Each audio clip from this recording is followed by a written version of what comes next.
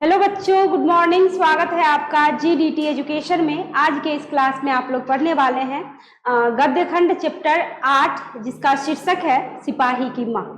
ये जो है एक एकांकी है, यानी इस पाठ की इसकी जो विधा है वो एकांकी है और बहुत ही अच्छी जो है, एक तरह से समझिए नाटक के रूप में जो है लेखक ने प्रस्तुत किया है। और इसके रचनाकार हैं मोहन राकेश जी। मोहन राकेश जी का परिचय आपने पिछले क्लास में यानी पिछले वीडियो में आपने पढ़ा था और जाना था। आइए आज उन्हीं के द्वारा लिखित जो है ये एकांकी आप लोग समझिए कि इस एकांकी के माध्यम से मोहन राकेश जी क्या कहना चाहते हैं। गरीब लड़का जो अपने परिवार का एकमात्र सहारा और इकलौता कमाने वाला, माँ विधवा, बहन जवान जिसका विवाह करना होता है लेकिन रुपये नहीं होते, इसलिए वो सिपाही ज्वाइन कर लेते हैं और युद्ध करने जाते हैं वर्मा के लिए। ठीक है, अब उस युद्ध में क्या होता है, मतलब उनके साथ क्या क्या घटनाएं घटित होती है, वो वहां से युद्ध से वापस आ भी पाता है कि नहीं, अपनी बहन की जो है शादी करवा भी पाता है कि नहीं, वो आप कहानी पढ़ेंगे, मतलब एकांकी पढ़ेंगे तब आपको पता चलेगा। तो आइए चैप्टर पे चलते हैं। आपका शीर्षक है बच्चों, शीर्षक क्या है आपका? सिपाही की माँ। और इसके लेखक कौन है? मोहन राकेश। जो पीछे आप चलिए, मोहन राकेश, ठीक है, ये है इनके रचनाकार। ठीक है, पहले पात्र समझ लीजिए कि इस एकांकी के पात्र कौन कौन से हैं। यानी पात्रों में समझिए, पहला हो गया आपको क्या? बिस्नी। ये बिस्नी कौन है? तो वो लड़का जो सिपाही ज्वाइन करता है, सिपाही में चला जाता है, भर्ती ले लेता है सिपाही में। ठीक है, किस लिए? तो पैसे के लिए, क्योंकि उसको अपने जवान बहन का क्या करवाना था? विवाह करवाना था, घर भी चलाना था। ठीक है, बहुत ही अच्छी एकांकी है। तो ये हुआ आपको पहला पात्र, बिस्नी जो उसकी माँ होती है, मुन्नी जो उसकी बहन होती है, कुंती जो उसकी पड़ोसी, यानी बिस्नी की पड़ोसी। समझ गए? बिस्नी हो गई आपको सिपाही की माँ, मुन्नी हो गई आपको सिपाही की बहन, और कुंती हो गई बिस्नी की पड़ोसन, और दीनू भी शायद पड़ोसन ही है, पड़ोसी है। ठीक है, और ये एक लड़की और दो लड़की, यानी लड़की एक और लड़की दो, यानी एक इसमें जो है दो लड़कियों की जो है एंट्री होती है। अब ये दो लड़कियां जो है क्या क्या करती है, कहाँ से आई हुई होती है, वो तो आप पढ़ेंगे तब पता चलेगा। बस ये समझ लिए कि दो लड़की है, लड़की एक और लड़की दो। उसके बाद है मानक, यानी मानक मतलब क्या? जो सिपाही है उसका नाम है मानक। और उसके बाद एक और सिपाही है इसमें, हाँ, उसके साथ नहीं है, उसका दुश्मन है, जो आप आगे पढ़ेंगे तो आपको पता चलेगा। दुश्मन है कि दोस्त है नहीं पता, यानी आप पढ़ेंगे तो आपको पता चलेगा आगे। ठीक है, हमें तो पता है, हर साल पढ़ाते हैं तो पता है। आगे चलिए, आप लोग सब कुछ हम बता ही देंगे तो फिर पढ़ने में मजा नहीं आएगा आप लोगों को। कहता है कि देहात के घर का आंगन, कहाँ का? देहात के घर का आंगन। कहता है देहात के घर का आंगन, यानी जो आप लोग एकांकी में जो आप कहानी सुनेंगे, जिन जिन पात्रों के विषय में आपको जानकारी होगी, यानी ये नाटक और ये जो आपको सारा का सारा दृश्य कहाँ से दर्शाया गया है, किस रूप में, कि एक गांव का कहानी है ना। तो कहता है कि देहात के घर का आंगन, आंगन है बट कहाँ का? देहात का। कहता है अंधेरा और सीलदार, अंधेरा और सीलदार। कहता है आंगन के बीचों बीच एक खस्ता हाल चारपाई पड़ी है, खस्ता हाल मतलब टूटा फूटा। ठीक है, उसके बाद कहता है एक और वैसी ही चारपाई दीवार के साथ रखी है, मतलब दीवार के साथ होता है ना, अटका के लोग रख देता है। दाएं कोने में 2-3 मिट्टी की हंडियां पड़ी है, दाएं कोने में मिट्टी की हंडियां, कितनी हंडियां? 2-3। सामने एक लकड़ी का टूटा हुआ दरवाजा है, सॉरी, किस चीज का? लकड़ी का। ठीक है, कहता है जो घर के अंदर खुलता है।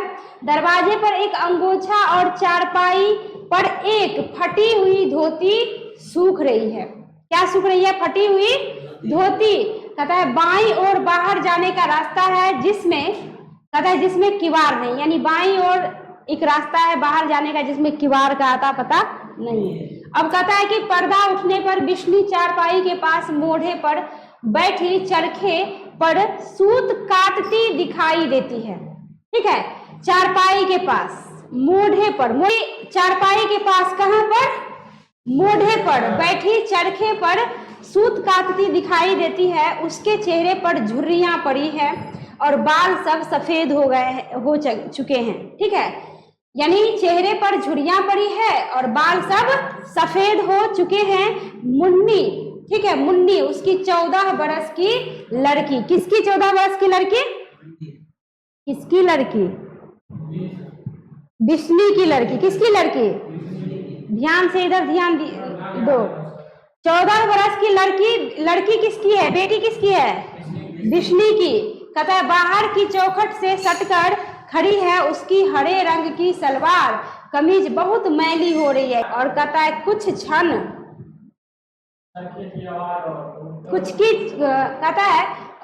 चरखे की आवाज और कबूतरों की गुटरगू सुनाई देती है। बीच बीच में बिश्नी थोड़ा खांस लेती है, फिर घोड़ा गाड़ी के दूर से आने और रुकने का शब्द सुनाई देता है कि कोई घोड़ा गाड़ी आ रहा है तो शब्द सुनाई देता है, मतलब वो उधर ध्यान देने लगती है। चलिए, ये हो गया आपको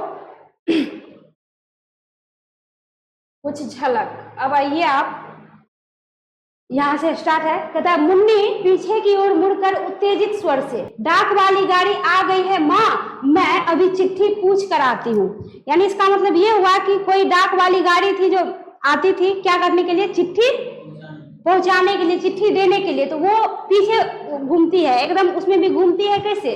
पीछे मुड़ती है कैसे? उत्तेजित होकर, यानी कि इंतजार रहता है उस डाक वाले गाड़ी की। तो वो पीछे मुड़ती है और कहती है कि डाक वाली गाड़ी आ गई है माँ, मैं अभी चिट्ठी पूछ कर आती हूँ, यानी मेरा चिट्ठी आया है कि नहीं। मुन्नी बाहर चली जाती है। कहता है बिश्नी आंखें मूंदकर हाथ जोड़ लेती है। ठीक है, कबूतरों की गुटरगू का स्वर पहले तेज होकर फिर मंद हो जाता है। बिश्नी आंखें खोलकर दरवाजे की ओर देखती है। ठीक है, कहाँ देखती है?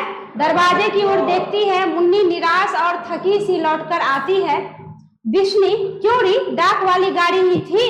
यानी मुन्नी निराश और थकी सी लौट के आती है, यानी डाक वाली गाड़ी के पास तो जाती है, इसका मतलब ये हुआ कि उसका चिट्ठी नहीं आया था। तो वो बेचारी एक तो दौड़ी दौड़ी जाती है, थक भी जाती है और निराश होके आती है, यानी चिट्ठी उसका आया नहीं रहता है। तो उसकी माँ कहती है कि क्यों री, डाक वाली गाड़ी ही थी। पूछती है कि थी या नहीं। मुन्नी हाँ, डाक वाली गाड़ी ही थी। घोड़ा गाड़ी के चलने और क्रमशः दूर होने का शब्द सुनाई देता है।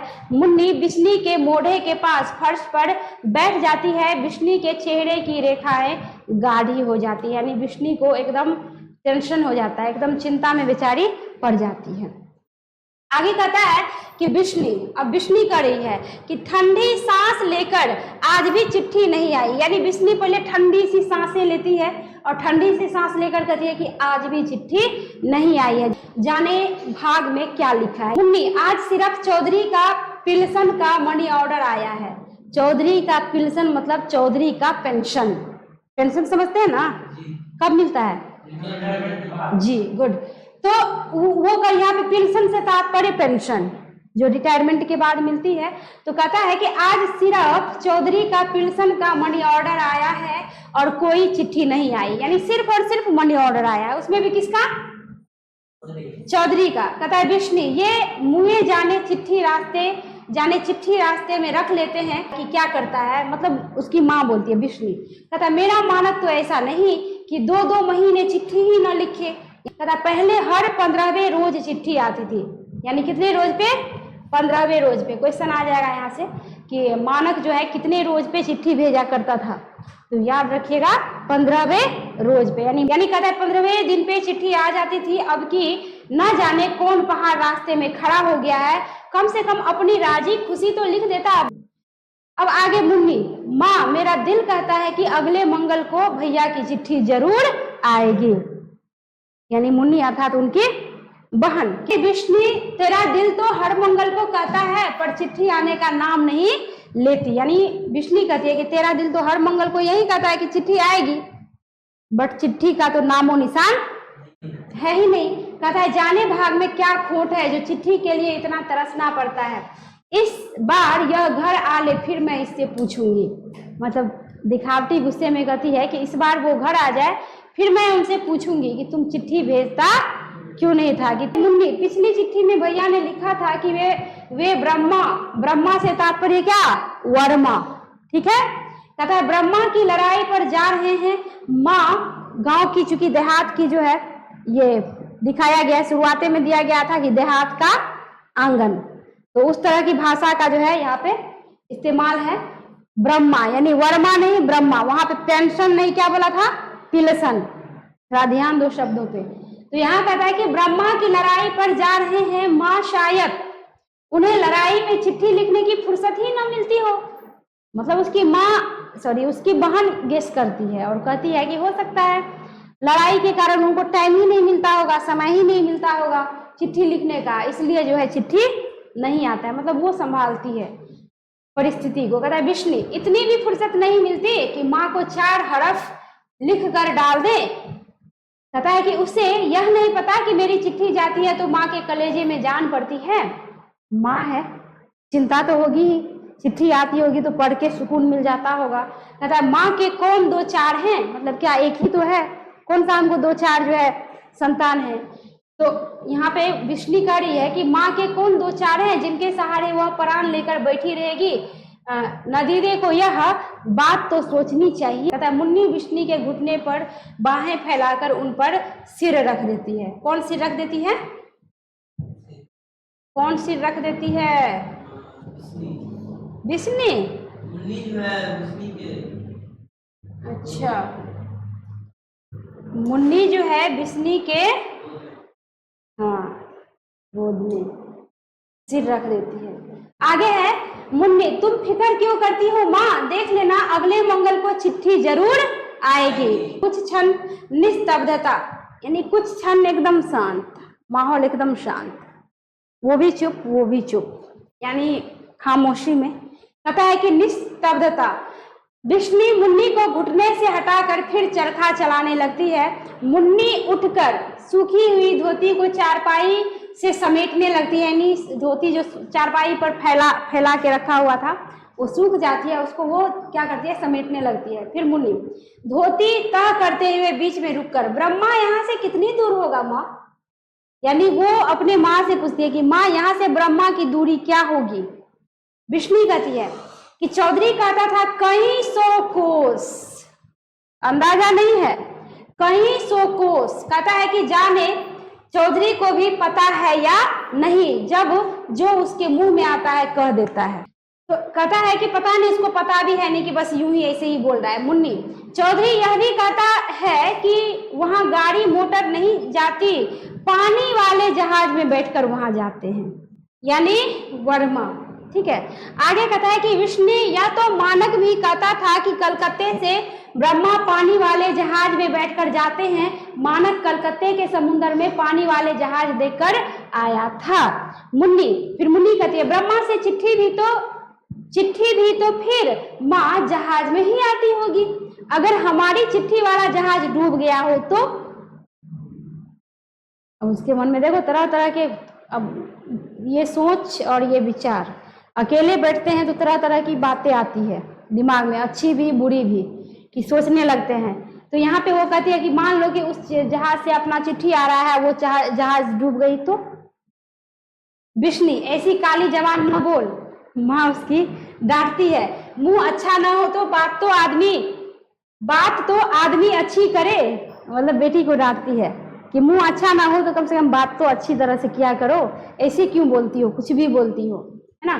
कहता है कि माँ, अब मुंह खराब था कि अच्छा गुस्से में बोल दी, गुस्से में माँ को गुस्सा आ गया। कहता है मानक कहता था कि जहाज इतना बड़ा होता है कि हमारे जैसे 4 गांव एक जहाज में आ जाए, इतना बड़ा जहाज कैसे डूब सकता है। मुन्नी संकोच के साथ, माँ पता नहीं सच है या झूठ, पर चौधरी कहता था कि हर रोज कोई न कोई जहाज डूब जाता है।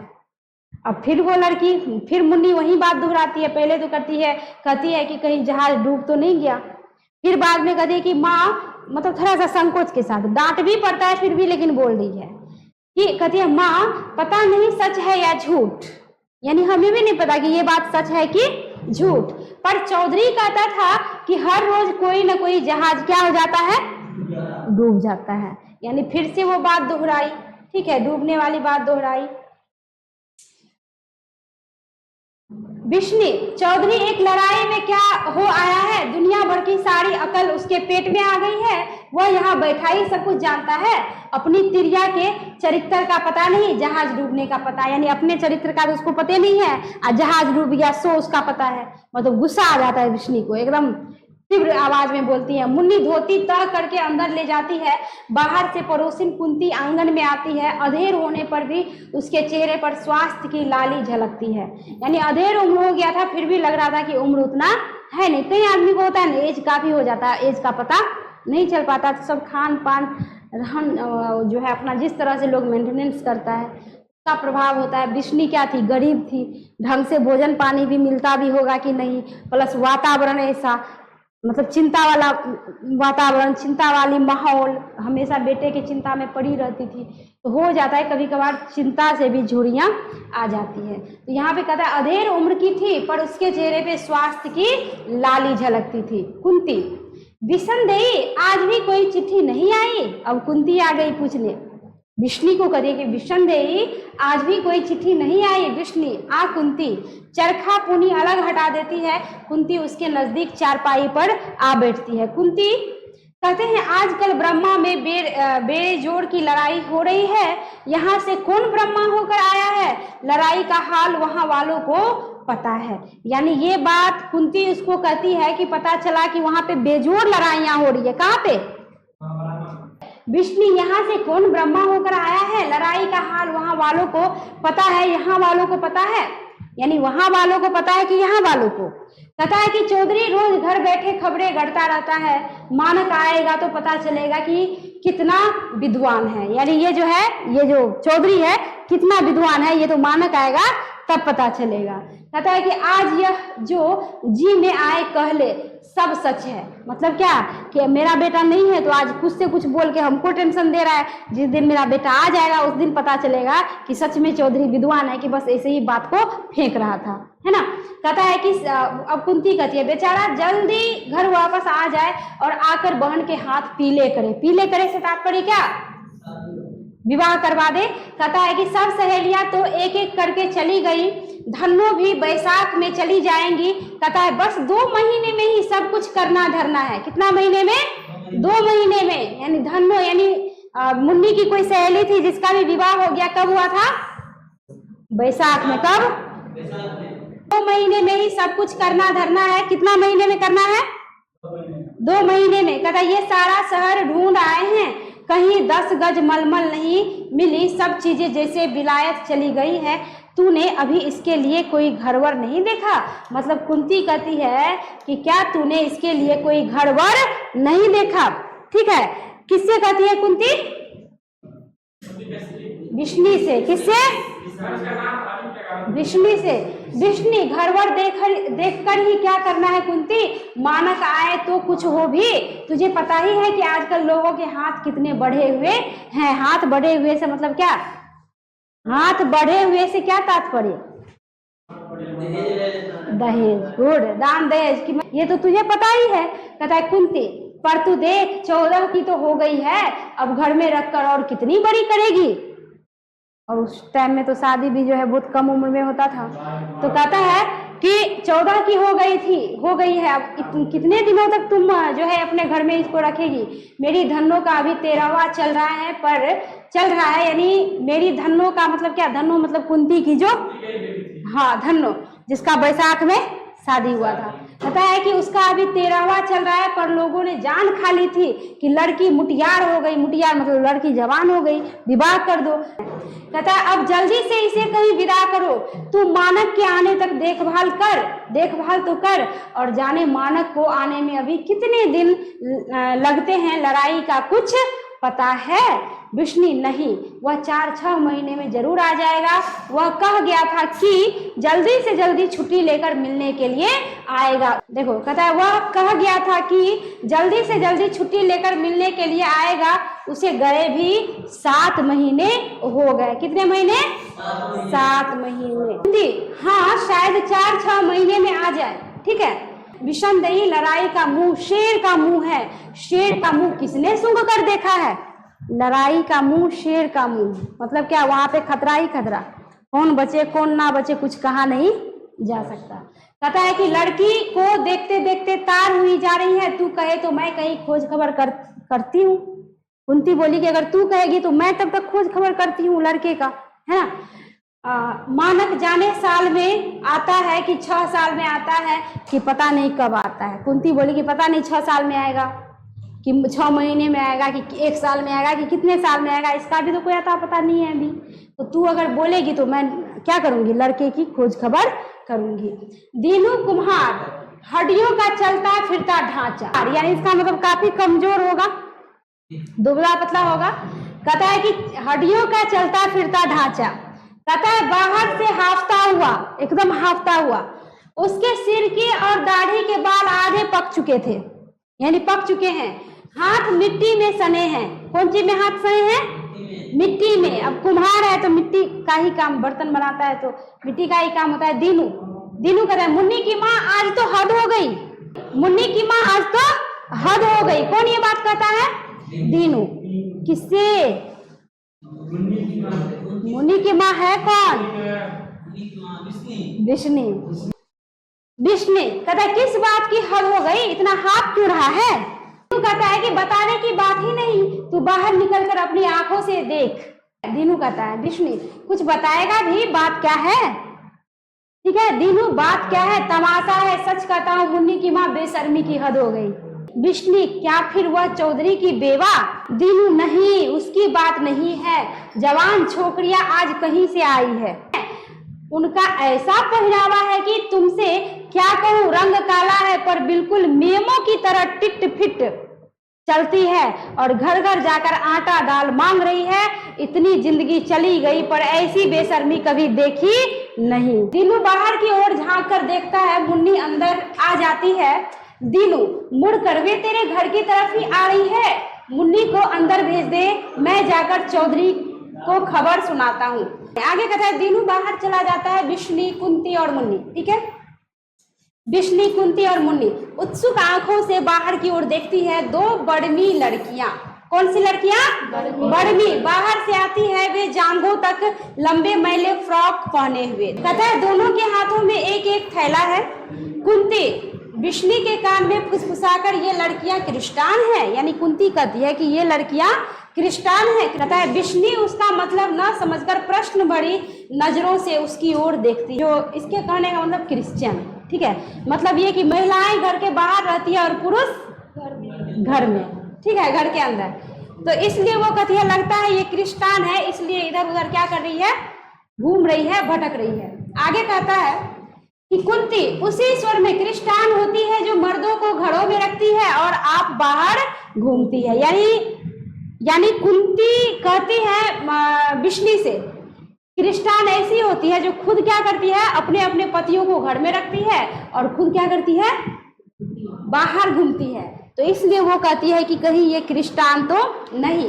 कहता है लड़की 1 थोड़ा दाल चावल दे दीजिए माँ जी, परमात्मा आपका भला करेगा। कौन कहती है ये बात? लड़की 1, ठीक है। अब 2 कहती है हम रिफ्यूजी हैं माँ जी, बहुत दूर से भूखे प्यासे आ रहे हैं। लड़की 1 कहती है कि हम लोग रंगून से आ रहे हैं, हजारों लोग वहां से घर बाहर छोड़कर चले आए हैं। हम एक घर की 10 औरतें, एक घर की कितनी औरतें? 10 औरतें यहाँ से 3 मील दूर, कितनी मील दूर?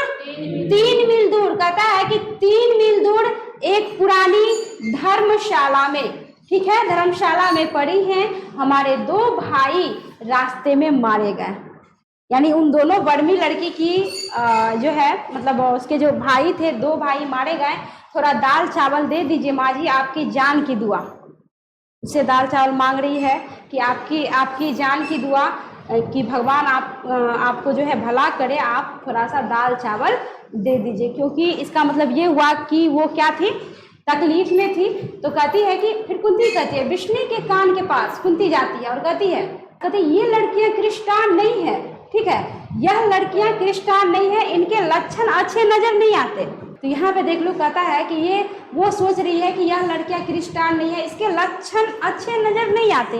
कहता है, विष्णु कहती है, लड़कियों के चेहरे पर दृष्टि जमाए हुए हैरी, तुम इस तरह भीख क्यों मांग रही हो? देखने में तो तुम अच्छे घर की नजर आती हो।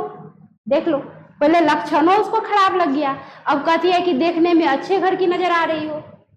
नजरिया देखो, ये नजरिया होता है देखने का, कि आप जिस नजर से एक आदमी को देखें। आप अच्छे नजर से देखेंगे तो अगला आदमी आपको अच्छा लगेगा, आप बुरे नजरों से देखेंगे तो अगला आदमी आपको बुरा लगेगा, चाहे वो कितना भी अच्छा क्यों ना हो। ये सब नजर का खेल है। आप जिस नजर से, जिसका कहता है जैसी दृष्टि वैसी सृष्टि, आप जैसे देखेंगे आपको वही नजर आएगा। हमेशा पॉजिटिव सोचेंगे तो बुरा चीज भी अच्छा लगेगा, हमेशा निगेटिव सोचेंगे तो अच्छा चीज भी बुरा लगेगा। तो ये सब है अपने अपने नजरिए का खेल। तो यहाँ पे कहता है कि विष्णु कहती है कि तुम तो अच्छे घर की नजर लग रही, सॉरी अच्छे घर की लग रही हो, तो फिर तुम ये भीख क्यों मांगती हो? ठीक है, कहता है कि लड़की 1 कहती है, पहले जब घर बार था तब और बात थी माँ जी। देख लो, पहले जब घर बार था तो और बात थी माँ जी, अब घर बार उजड़ गया है तो भीख का ही आसरा है। जापानी जहाजों ने बम मार मार कर सारा शहर उजाड़ दिया है। सारा शहर क्या कर दिया है? उजाड़ दिया है। रोज वहां गोलीबारी होती है। यहाँ तो आप लोग स्वर्ग में रहती है माँ जी, लड़ाई की वजह से हमारा मुल्क तो बिल्कुल तबाह हो गया है। फौज को छोड़कर और कोई वहां नहीं रहता, यानी फौज को छोड़कर वहां कोई नहीं रहता, पूरा का पूरा मुल्क बर्बाद, यानी लोग का घर ठिकाना कुछ नहीं, सब वहां से भाग गए हैं अपनी अपनी जान बचाने के लिए। वहां है तो सिर्फ और सिर्फ फौज है। तो जब वो कहती है कि तुम कितनी अच्छी हो, मतलब अच्छे घर की लग रही हो, खाते पीते घर की लग रही हो, फिर भीख क्यों मांग रही हो? तो सारा वृतांत कह सुनाती है कि वहां पे ऐसे ऐसे मेरे मुल्क में युद्ध हो रहा है, बस फौजी है और कोई नहीं है। मुन्नी जरा आगे आकर, माँ यह कहती है कि इनके मुल्क में बहुत लड़ाई होती है। ठीक है, मुन्नी कहती है कि माँ यह कहती है इनके मुल्क में बहुत लड़ाई होती है, इससे पूछो ब्रह्मा इनके मुल्क से कितनी दूर है। ठीक है, ब्रह्मा इसके मुल्क से कितनी दूर है। लड़की 2 कहती है, हमारे मुल्क का नाम ही बर्मा है। वो लड़की कहती है कि हमारे मुल्क का नाम ही बर्मा है। बहन जी, हमारा शहर रंगून बर्मा में ही है।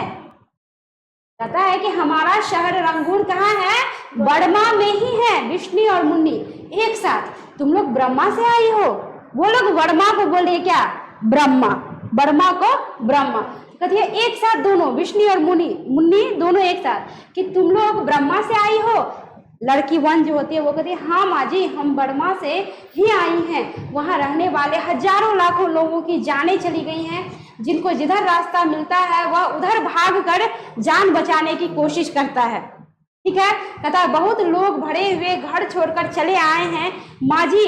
आज हम लोग आप लोगों के ही आश्रय हैं। जो कुछ थोड़ा बहुत आप लोगों के घरों से मिल जाता है उसी से तात्पर्य क्या, कि उसी से हम अपना पेट भर लेते हैं, उसी से अपना गुजर चला लेते हैं। विष्णु बात काट कर, क्यों रे, बर्मा में बहुत लड़ाई हो रही है। फिर लड़की 1 कहती है कि वहां दिन रात आग बरसती है माँ जी। हम लोग फिर भी खुशकिस्मत हैं जो जान लेकर निकल आए हैं। 13 दिन तक हम लोग भूखे प्यासे जंगली रास्ते में चलते रहते हैं, जंगली रास्ते में चलते रहे हैं। कितने दिनों तक? 13 दिनों तक। या क्वेश्चन आ जाएगा कि 2 बर्मी लड़कियां कितने दिनों तक जंगल में भटकती रही, तो याद रखिएगा 13 दिनों तक। मुन्नी कहती है कि तुम लोग ब्रह्मा से पैदल चलकर आई हो। वो कहती है कि तुम लोग ब्रह्मा से पैदल चलकर आई हो। कौन कहती है? मुन्नी। लड़की 1, जी हाँ, जान बचाने का यही रास्ता था। रास्ते में जंगल में बड़ी बड़ी दलदलें पड़ती हैं। हम में से एक औरत एक दलदल में फंसकर वहीं रह गई। यानी दलदल में एक बार फंसोगे तो जितना हाथ पांव हिलाओगे उतना ही अंदर, बाहर नहीं निकल पाओगी। उसमें बस आराम से पड़े रहो, कोई तुमको कुछ डालेगा, कुछ पकड़ के खींचेगा, तब बाहर हो पाओगी। होता है तरीका उसका, एक ही तरीका, हिलो मत, और किसी न किसी तरीके से उसको क्या करना है, निकालना है। जितना हिलोगे ना, हरकत करोगे, उतना ही धीरे धीरे नीचे। मुन्नी माँ ये कहती है कि वहां से पैदल आई है। कहता और चौधरी कहता था कि वहां पानी वाले जहाज से जाते हैं। लड़की 1, जी असली रास्ता जहाज का ही है। असली रास्ता जहाज का ही है, मगर उस रास्ते में बहुत खतरा है। जापानी लोग जहाजों को रास्ते में ही डुबो देते हैं और हम लोगों को जहाज मिलते भी नहीं। जहाजों पर सिर्फ फौजी लोग आते जाते हैं। यानी बर्मा के जो जहाज होते हैं आने जाने का, उसको जो डुबाता कौन है? जापानी लोग। वो डुबा देता था क्योंकि युद्ध चल रहा था।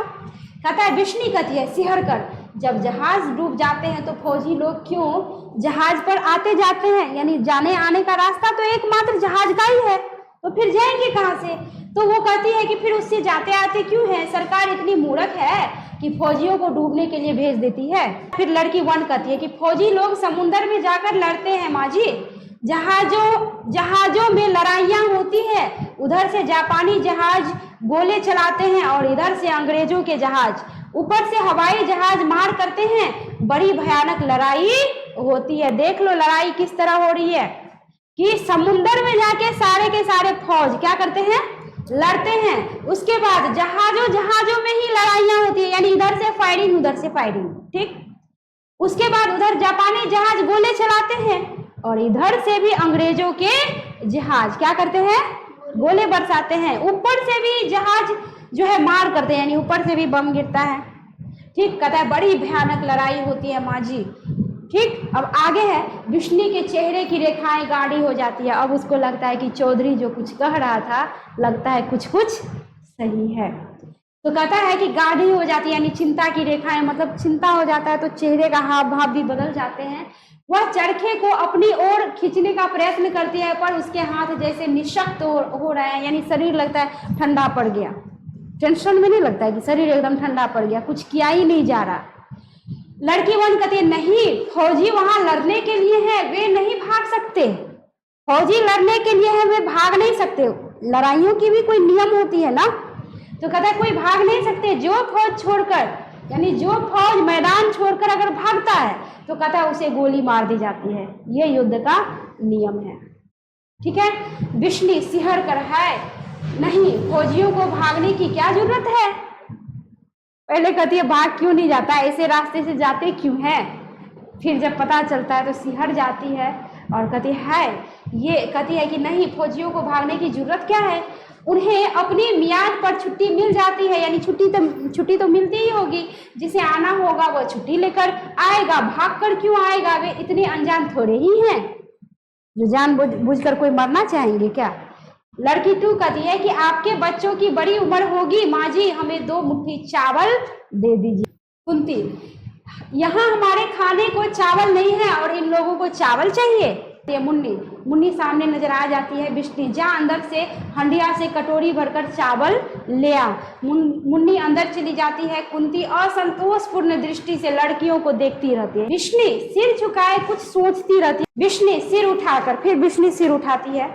क्यों रे, ब्रह्मा से यहाँ तक कितने दिन का पैदल रास्ता है? यानी उससे पूछती है कि तुम ब्रह्मा से जो यहाँ आई हो तो कितने दिन का पैदल रास्ता है? कौन पूछती है? किससे? लड़की से। लड़की 1, दिनों का कोई हिसाब नहीं है माँ जी, पहुंच जाए तो महीना 20 दिन में पहुंच जाए और ना पहुंच पाए तो कभी ना पहुंच पाए, क्योंकि रास्ता एकदम डेंजर। एक तो रास्ते में इतने घने जंगल, फिर जंगली जानवर और फिर पता नहीं कहाँ दुश्मन की फौज का मोर्चा हो, कहाँ दुश्मन हो, कोई अता पता नहीं, किधर छिपा हुआ हो। कहता है जंगल के चप्पे चप्पे में लड़ाई चलती है माँ जी। हमने रास्ते में सैकड़ों सिपाहियों की गली सरी लाशें देखी। बताओ, गली सरी मरा हुआ था, कोई देखने वाला नहीं, सरी गली लाशें। वो दोनों बर्मी लड़कियां देखती हुई आई। यहाँ हिंदुस्तानी सिपाहियों की लाशें पड़ी मिलती तो वहां जापानी सिपाहियों की, देख लो। कहता है कि सिहर कर उनकी हालत देखकर दिल दहल जाता था, उसमें भी गली हुई हालत में, सड़ी हुई हालत में। विष्णु बिहवल स्वर में, है बस करो, उसको रहा नहीं जाता। कहती है बस करो। अपने पल्ले में आंखें छिपा लेती है। मुन्नी अंदर से चावल लेकर आती है और एक लड़की उन्हें अपने झोले में डलवा लेती है। लड़की 1, अच्छा माँ जी, परमात्मा आपको सुखी रखे। दोनों लड़कियां बाहर चली जाती है। कुंती चारपाई सरका कर विष्णु के मोड़े के बहुत पास आ जाती है। कुंती विष्णु के कंधे पर हाथ रखकर विष्णु पल्ले से आंखें पोंछकर सिर ऊपर उठाती है, यानी इमोशनल हो जाती है, भावुक हो जाती है, क्योंकि उसका भी बेटा उसी जगह पे युद्ध कर रहा होता है। डर जाती है अंदर से कि पता नहीं मेरा बेटा किस हाल में होगा। उसके आंखों में आंसू आ जाते हैं, तो वो क्या करती है, आंखें पोंछकर फिर सिर ऊपर उठाती है। कुंती तू इस तरह दिल क्यों हल्का कर रही है? क्या पता है ये ब्रह्मा से आई है कि कहाँ से आई है? उसका ध्यान भटकाने के लिए वो इस तरह बोलती है। मुझे तो इनका चरित्र ऐसा वैसा ही लगता है। घूम फिर के वो चरित्र पे चली गई, मतलब लड़कियां हैं कि कुछ और है। मुन्नी विष्णु के पास फर्श पर बैठ जाती है। ठीक है, मुन्नी विष्णु के घुटनों को सहलाते हुए, माँ मैं जो तुमसे कहती हूँ कि अगले मंगल को भैया की चिट्ठी जरूर आएगी। जितनी हमें फिक्र है भैया को भी तो वहाँ उतनी ही फिक्र होगी। बात तो सही है, आपको चिंता है अपनों की, तो अपनों को भी तो चिंता होगी ना घर की, कि घर पे मेरी माँ है, बहन है, कैसे रहती होंगी, क्या दिक्कतें हो रही होंगी। विष्णु आंखें पूछती हुई, मैं कब कहती हूँ, विष्णु कहती है कि मैं कब कहती हूँ कि उसे फिक्र नहीं, पर इतना तो लिख दे कि माँ मैं यहाँ हूँ, अच्छी तरह से हूँ। मुन्नी और क्या पता माँ कि भैया आप छुट्टी लेकर आ रहे हो और इसलिए उन्होंने चिट्ठी ना लिखी हो। मतलब ठंडी सांस लेकर, क्या पता। मुन्नी मेरा दिल कहता है कि भैया आप ही आएंगे, यानी अपने आप ही आएंगे। विष्णु कुछ न कहकर उसके सिर पर हाथ फेरने लगती है, यानी अपने उसकी जो बेटी होती है उसके सिर पर हाथ फेरने लगती है। कुंती अपनी ही सोच से जाकर, ये लड़कियां इतनी बड़ी हो जाती है फिर भी इनके घर वाले इनका ब्याह नहीं करते कि विष्णु क्या मालूम। विष्णु कहते हैं कि क्या मालूम। मुन्नी की ठुड्डी उठाकर उसका चेहरा देखती रहती है, फिर उसका माथा चूमकर उसे साथ सटा लेती है। विष्णु तेरा दिल ठीक कहता है बेटी, चिट्ठी ना आई तो वह आप ही आएगा। मतलब चिट्ठी नहीं आई तो क्या हुआ, इसका मतलब वो खुद ही आएगा। मुन्नी लार से माँ के गले में बाहें डाल देती है, मतलब प्यार से माँ को ऐसे पकड़ती है। विष्णु उसे चूम कर और साथ सटा लेती है, यानी अपने पास जो है उसको बिठा लेती है। पर्दा गिरता है। दूसरा दृश्य कहता है, वही आंगन, समय रात का, दोनों चारपाइयां आंगन में बिछी है। फर्स्ट में ये दिखाया गया कि एक चारपाइयां दीवार में लग के क्या है, खड़ी है, एक आंगन में बिछी है। ये दूसरे दृश्य में है कि दोनों चारपाइयां आंगन में क्या है, बिछी है। दाईं ओर की चारपाई पर मुन्नी हथेलियों पर चेहरा टिकाए, ऐसे ठीक चेहरा टिकाए बैठी है। कहता है कि उस चारपाई पर ओढ़ने के लिए एक फटी हुई लोई रखी है। दूसरी चारपाई पर घिसी हुई दरी बिछी है। ठीक है, घिसी हुई दरी और ऊपर दोहरा सूती खेस उस पे। कहता है विष्णु जलती हुई डिबरी से तात्पर्य डिबिया, डिबरी से तात्पर्य डिबिया। तो कहता है कि लिए अंदर से आंगन में आती है। विष्णु पास आकर, तू अभी सोई नहीं? मुन्नी चौंक कर, मुझे नींद नहीं आई, अभी सो जाती हूँ। ठीक है, वो करिए कि मुझे नींद नहीं आ रही है, अभी सो जाती हूँ। लोई खींचकर अपनी टांगों पर कर लेती है, मतलब ओढ़ लेती है। ठीक है। विष्णु इतनी रात चली गई और तुझे अभी नींद नहीं आई? मुन्नी तुम भी तो अभी तक जाग रही हो माँ, यानी माँ भी तो खुद जाग रही है, उसको भी तो नींद नहीं आ रही है। मुन्नी कहती है उसको, अपने माँ को, कि तुम भी तो जाग रही हो। विष्णु मेरी उम्र में तो वैसे ही नींद नहीं आती, अब सो जा, सवेरे उठकर गोबर लाना है। विष्णु अपनी चारपाई पर आ बैठती है। मुन्नी लेट जाती है। कुछ क्षण निस्तब्धता रहती है, एकदम शांत माहौल। मुन्नी करवट बदलकर, माँ आज तारो ससुराल से वापस आ गई है। तारो यानी उसकी सहेली कहती है कि तारो ससुराल से वापस आ गई है। विष्णु अन्य मनस्क भाव से, अच्छा ठीक है, कहती है अच्छा। मुन्नी उसके घर वाले ने इस बार उसे सुच्चे मोतियों के कड़े बनवा दिए हैं। देख लो, लड़की है, इसका भी शादी होना है। वो कहती है कि सुच्चे मोतियों के कड़े उसके घर वालों ने उसको बनवा दिए हैं। वह आज गांव में सबको दिखाती फिर रही थी। कहता है उसके कड़ों के मोती तारों की तरह चमकते हैं, बंतों के कड़े भी उसके सामने कुछ नहीं। अच्छा, तेरा भैया आएगा तो तेरे लिए उससे भी अच्छे कड़े और चूड़ियां लाएगा। अब सो जा, नहीं तो सवेरे तेरी नींद खुलेगी नहीं। मुन्नी अच्छी तरह लोई ओढ़कर करवट बदल लेती है। बिश्नी ढिबरी बुझा कर कोने में रख देती है और आप भी खेस ओढ़कर लेट जाती है। उसके ढिबरी बुझाते ही प्रकाश का रंग पीले से हल्का नीला हो जाता है। साथ टिड्डियों की चिक चिक का शब्द सुनाई देने लगता है, मतलब कीड़े फतिंगों का रात को बजता है ना, कहता है, जो क्रमशः काफी तेज हो जाता है। बिश्नी करवट बदलती है, प्रकाश हल्के से गहरा नीला हो जाता है और दूर एक कुत्ते के रोने की आवाज सुनाई देती है। और कहा जाता है हम लोगों में कि कुत्ते का रोना बहुत ही अशुभ होता है।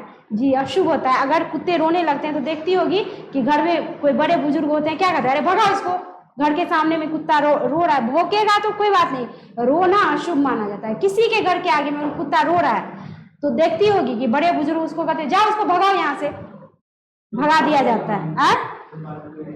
फालतू वो भी रोने लगता है तो उसको शांत किया जाता है। ठीक है, तो कहता है कि कुत्ते के रोने की आवाज सुनाई देती है, फिर भी दूर गोली चलने का शब्द सुनाई देता है। अब देखो, वो गोली की आवाज सुनती है यहाँ गांव में, क्या हुआ, ठीक है। कहता है फिर दूर गोली चलने का शब्द सुनाई देता है और कई व्यक्तियों के कराहने की आवाजें आती है। बिश्नी चौंक कर उठ बैठती है। उसके उठने के साथ ही प्रकाश का रंग फिर हल्का नीला हो जाता है। उठ बैठती है कि आखिर ये गोली की आवाज आई तो आई कहां से। बिश्नी मानक इधर उधर देखकर, मानक बिश्नी जो है इधर गोलियों की जो आवाज आती है, जैसे लगता है कि गोली कहीं से जो है गोली की आवाज गूंज रही है, तो बिश्नी चौंक करके कहती है मानक, इधर उधर देखकर फिर पुकारती है मानक। कुछ ऐसा शब्द सुनाई देता है जैसे दूर आंधी चल रही हो, घबराए हुए स्वर में मानक, यानी उसको लगता है कि कहीं से मेरा मानक तो नहीं आ गया। काहे कि वो सुनी रहती है कि वहां से भी कई सारे सैनिक क्या हो जाते हैं, सिपाही भाग जाते हैं युद्ध छोड़ के। उसका परिणाम भी बुरा होता है कि उसको मार दिया जाता है, तो उसको लगता है कि कहीं मानक तो नहीं आ गया है।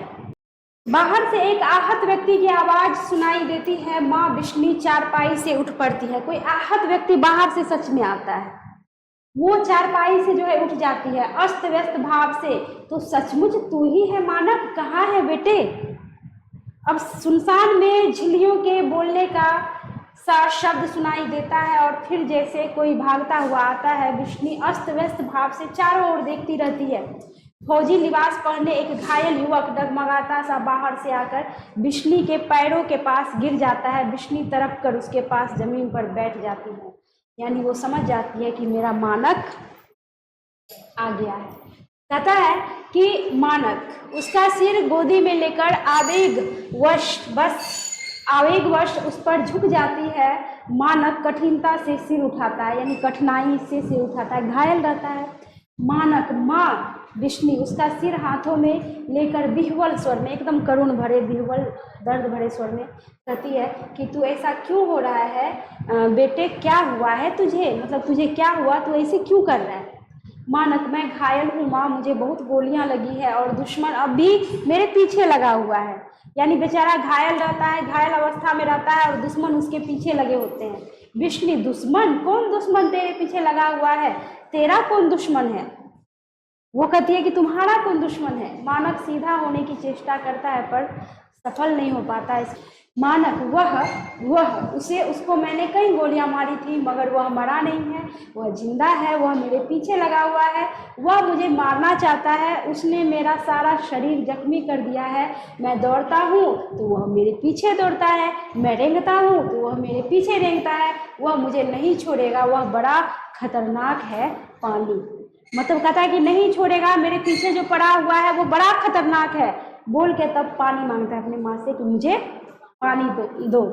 बिश्नी, तू उठ, चारपाई पर लेट जा, मैं तेरे लिए दूध गर्म करती हूँ। मानक, दूध नहीं पानी, और यहीं, यानी दूध नहीं चाहिए, पानी चाहिए और यहीं पे दे लाके। ठीक है, वह अभी यहाँ आ जाएगा, जल्दी उधर देख, अंधेरे में वह आ तो नहीं रहा। बिश्नी व्याकुलता पूर्वक बाहर की ओर देखती है, यानी वो बेचारी भी व्याकुल हो जाती है कि ये चल क्या रहा है। बिश्नी, नहीं बेटे कोई नहीं है, तू यूं ही घबरा रहा है, उठ आराम से चारपाई पर लेट जा।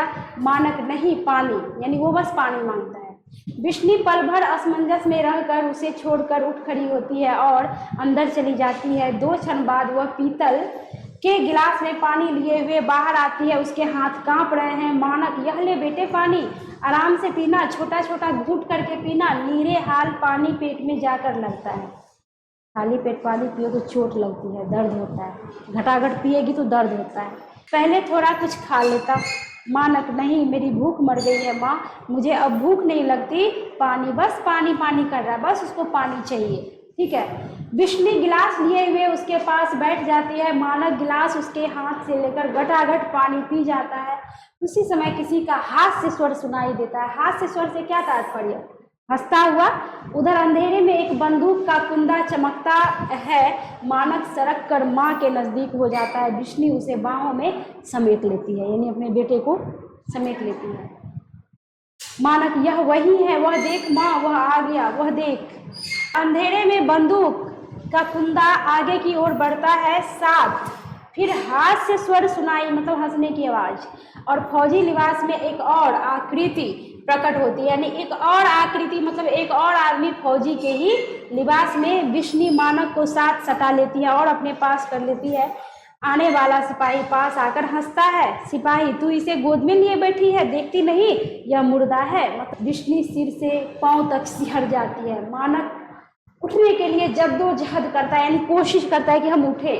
मानक यह झूठ कहता है, मैं मुर्दा नहीं हूँ, मैं हिल-डुल सकता हूँ, बात कर सकता हूँ, मैं मुर्दा नहीं हूँ। ये कौन कहता है? मानक। विष्णु उसे और साथ सटाकर आश्वस्त स्वर में, हाँ बेटे, तेरी जान के साथ तेरी माँ की जान है। मैं जीती हूँ तो तुझे कैसे कुछ हो सकता है? मतलब मैं जीवित हूँ, तू कैसे मर सकता है? सिपाही बंदूक का कुंदा मानक के पास ले आता है। सिपाही, इसे कैसे कुछ हो सकता है? मैं अभी इसका शरीर गोलियों से छलनी कर दूंगा, अभी कर दूंगा। फिर मैं इसकी लाश ले जाकर जंगल में चील और कौवों के आगे डाल दूंगा। ये कौन कहता है? दूसरा सिपाही हंसता है और बंदूक का कुंदा मानक के बहुत निकट कर देता है। विष्णु कुंदा हाथ से पकड़ लेती है। मानक खड़ा होने की चेष्टा करता है, पर लुढ़क कर विष्णु की गोद में गिर जाता है, क्योंकि घायल रहता है। विष्णु उसे अच्छी तरह छाती से लगा लेती है। सिपाही बंदूक का कुंदा उसके हाथ से छुड़ा कर उसे घूर कर देखता है कि ये इसको बचा क्यों रही है, प्लस उसको भी जो है उसके बेटे को घूर के देखता है। कहता है, तू इसे बचाना क्यों चाहती है? तू इसकी क्या लगती है? कौन कहता है?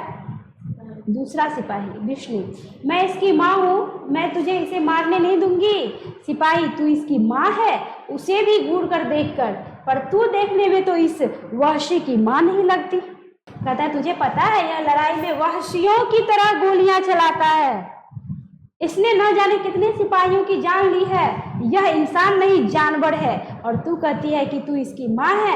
युद्ध में सामने सिपाही हो तो दो ही ऑप्शन होता है, या तो भाग खड़े हो जाओ, या तो उसको मारो, नहीं तो तुमको मार देगा। तो वहां पे वहशी क्या और शरीफ क्या? तो यहाँ पे कहता है कि विष्णु, मैं इसकी माँ हूँ, मेरा बेटा वहशी नहीं है, इसने किसी की जान नहीं ली, यह किसी की जान नहीं ले सकता। यह तो मरता हुआ कबूतर भी आंखों से नहीं देख सकता। मैं इसे लड़ाई पर नहीं जाने दूंगी, यह घर में मेरे पास रहेगा। सिपाही, यह घर में रहेगा, मगर यह तो हजारों का दुश्मन है, हजारों इसके दुश्मन हैं, क्योंकि कईयों को मारा है। वे इसको खोज रहे हैं, वे इसकी जान लेना चाहते हैं। मानक को पैर से ठोकर मारता है वो सिपाही। अब इसकी जान नहीं बच सकती। मैदान में हजारों सिपाही मर रहे हैं। यह वहां जाएगा तो भी मारा जाएगा, और यहाँ रहेगा तो भी मारा जाएगा, क्योंकि जो रूल होता है उसको इसने क्या कर दिया? तोड़ दिया, भाग गया युद्ध के मैदान से। फिर मानक को ठोकर मारने लगता है, पर विष्णु उसका पांव पकड़ लेती है। किसका पांव? सिपाही का।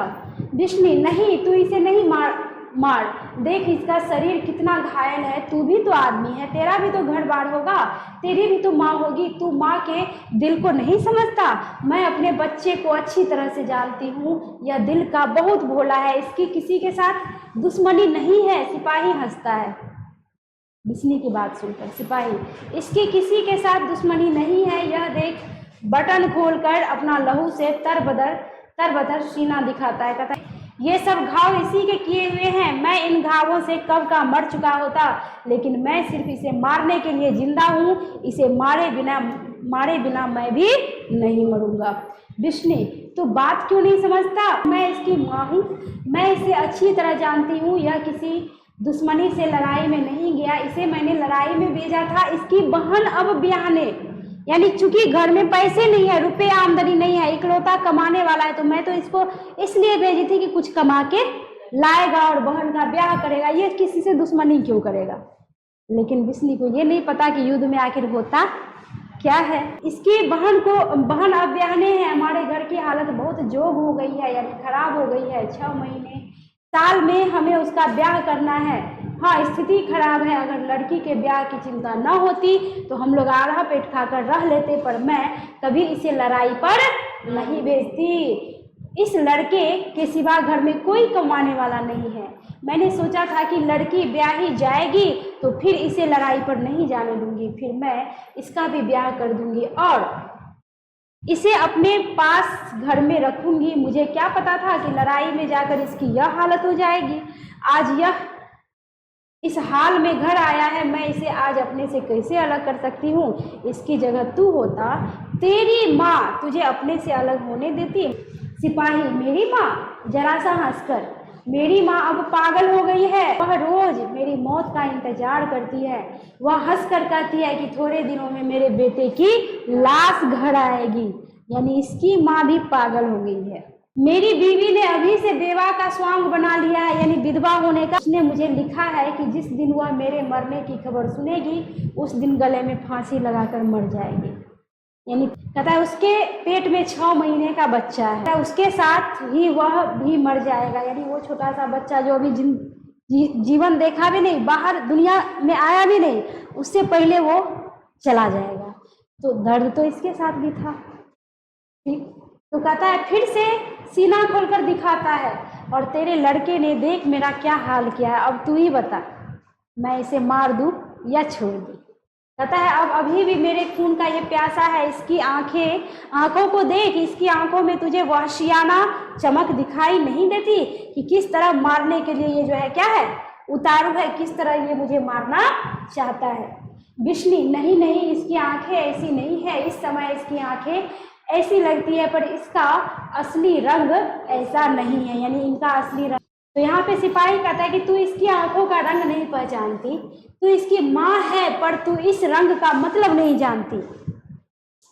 इसकी आंखों में दुश्मनी है, जब तक मैं सामने हूँ इसकी आंखों का रंग नहीं बदलेगा। देख यह कैसे आंखों में खून भरकर मुझे देख रहा है। मानक सहसा अपने को झटक कर उठ खड़ा होता है।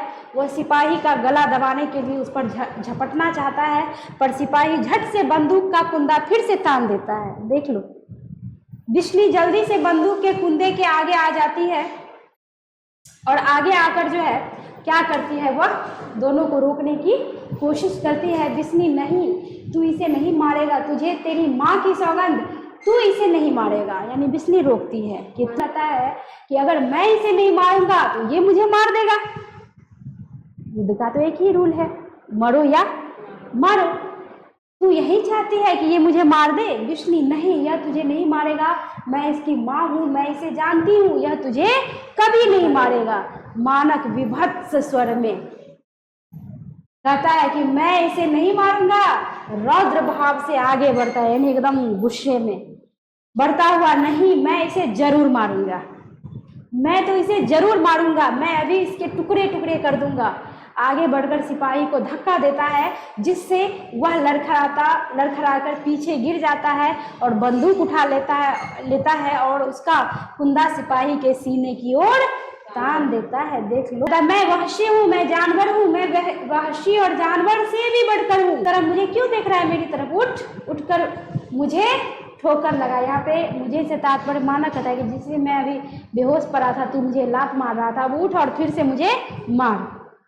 ठीक है, उसी तरह हंसता है जैसे कि वह सिपाही हंस रहा था। बिस्ली जल्दी से बंदूक के कुंदे के सामने आ जाती है। बिस्ली, नहीं मानक, तू इसे नहीं मारेगा, यह भी हमारी तरह गरीब आदमी है, इसकी माँ इसके पीछे रो रो कर पागल हो गई है, इसके घर में बच्चा होने वाला है, और मतलब यह मर गया तो इसकी बीवी फांसी लगाकर मर जाएगी। तो हमसे भी तो स्थिति खराब इसके घर की है। ठीक, मानक बिस्ली को झटक कर बीच में से हटा देता है। मानक, मैं इसे नहीं छोड़ूंगा, यह दुश्मन है, मैं इसको अभी मार दूंगा, अभी यहीं पे, मतलब यहीं मार दूंगा, इसे मैं छोड़ूंगा नहीं। बिजली कहती है नहीं मानक तू इसे नहीं मारेगा। फिर बीच में आगे फिर बीच में आने का प्रयत्न करती है, पर मानक उसे फिर झटक कर हटा देता है। बिस्नी चारपाई पर गिरकर हाथों में मुंह छिपा लेती है। सिपाही पार्षद की ओर हटता है, मानक उसके साथ साथ आगे बढ़ता है। मानक मैं इसे अभी मार दूंगा, अभी इसकी बोटी बोटी अलग कर दूंगा। सिपाही और मानक की आकृतियां धीरे धीरे पार्श्व में जाकर विलीन हो जाती है। बिस्नी हाथों में मुंह छिपाए हुए चिल्ला उठती है, बिस्नी मानक मानक, मतलब रोकती है कि मानक मानक मतलब इसे मत मार। वो ऐसे मुंह छिपा लेती है, वो भी बेचारी भयभीत हो जाती है। ये दृश्य देख के उसे भी कुछ समझ में नहीं आता कि करे तो करे क्या। एक साथ 4-6 गोलियां चलने की, उसके साथ सिपाहियों के कराहने का शब्द सुनाई देता है। सहसा खामोशी छा जाती है। बिस्नी उसी तरह चिल्लाती है। मुन्नी जल्दी से करवट बदलकर उठ बैठती है। मुन्नी घबराए हुए स्वर में माँ। बिस्नी उसी तरह मानक, यानी वो चिल्लाती है माँ और ये चिल्लाती है मानक। मुन्नी जल्दी से उठकर डिबरी जला देती है। प्रकाश का रंग हल्के नीले से फिर पीला हो जाता है। मुन्नी बिस्नी की चारपाई पर जा बैठती है। मुन्नी क्या बात है माँ?